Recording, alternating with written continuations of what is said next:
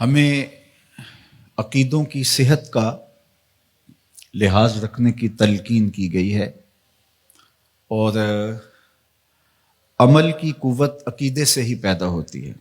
عقیدہ جتنا مضبوط ہو اتنا ہی عمل جاندار ہوتا ہے، اور ہمارے بنیادی عقائد ان کے ساتھ ہمیں جڑا رہنے کی تلقین کی گئی ہے۔ اللہ کے محبوب علیہ الصلاۃ والسلام نے ہمیں بڑی تاکید کے ساتھ اپنی سنت پر قائم رہنے کی تلقین ارشاد فرمائی، اور خلفائے راشدین کی سنت پر، ان کے طریقے پر قائم رہنے کی تلقین ارشاد فرمائی۔ قرآن و حدیث سے جو اخذ شدہ عقائد ہیں وہی ہماری بنیاد ہیں، اور ان کے اندر کوئی تبدیلی نہیں ہے۔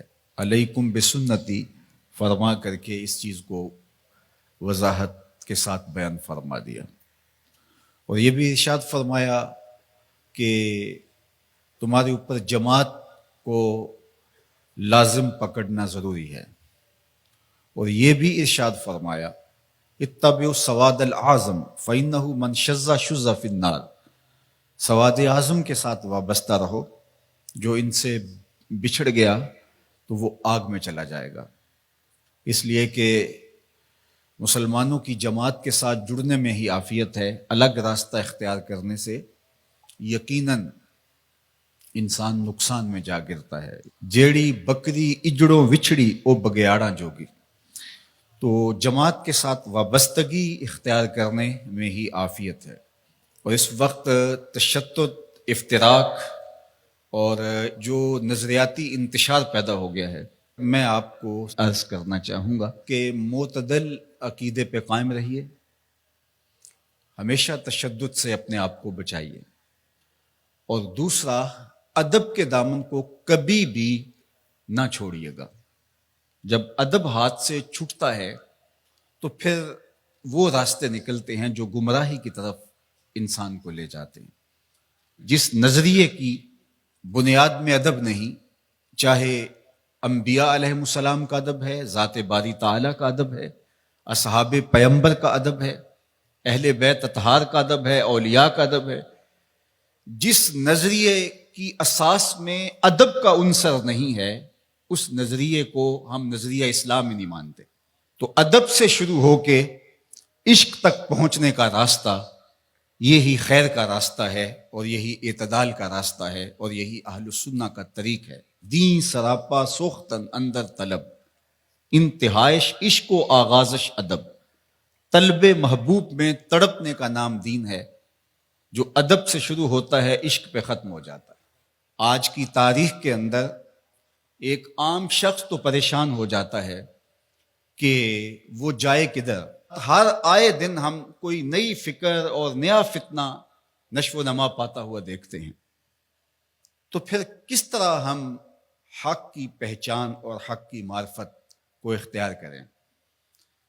تو صاحب، میں آپ سے عرض کرنا چاہوں گا کہ ہمارے اسلاف نے جو چیزیں طے کر دی ہیں وہ طے شدہ ہیں، ہمیں کسی نئے راستے میں پڑنے کی ضرورت نہیں ہے۔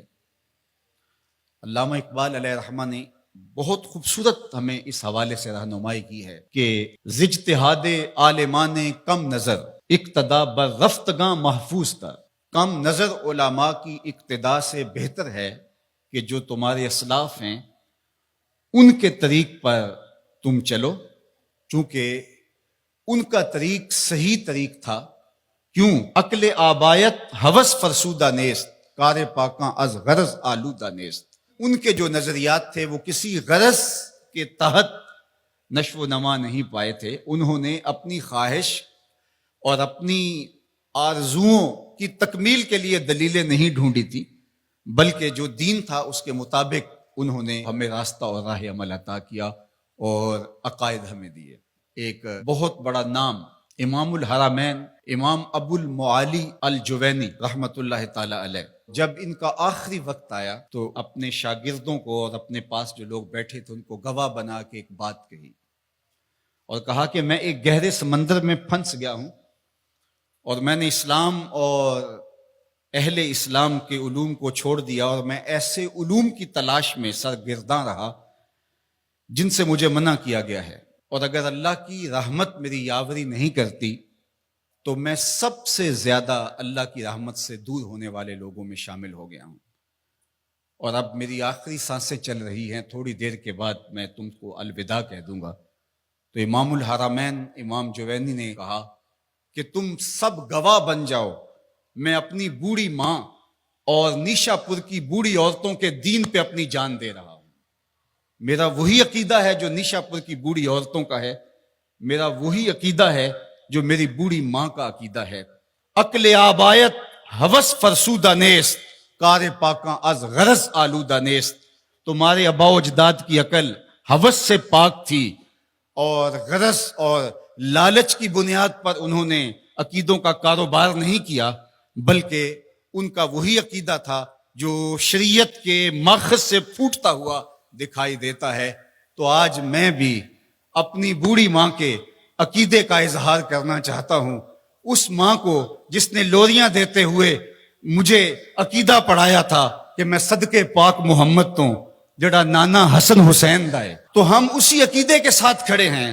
میں 94 برس کے اس بوڑھے باپ کے عقیدے کا اظہار کر رہا ہوں کہ جس نے ہمیں لوریاں دیتے ہوئے یہ عقیدہ دیا تھا، ملدا نہیں محمد ورگا ساری وچ خدائی، اس تصویر نورانی وچوں غیراں رمز نہیں پائی۔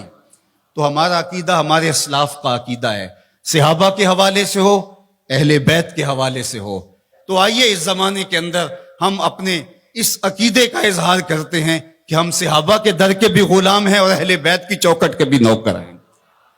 تو ہمیں اپنے عقیدوں کو اپنے ماضی کے ساتھ جوڑنا پڑے گا، اور کال اور عقول اور اس دور کے فتنوں سے بچ کر کے ہمیں اپنے آباء و اجداد سے، اپنے بزرگوں سے، اپنے اسلاف سے جڑنا پڑے گا۔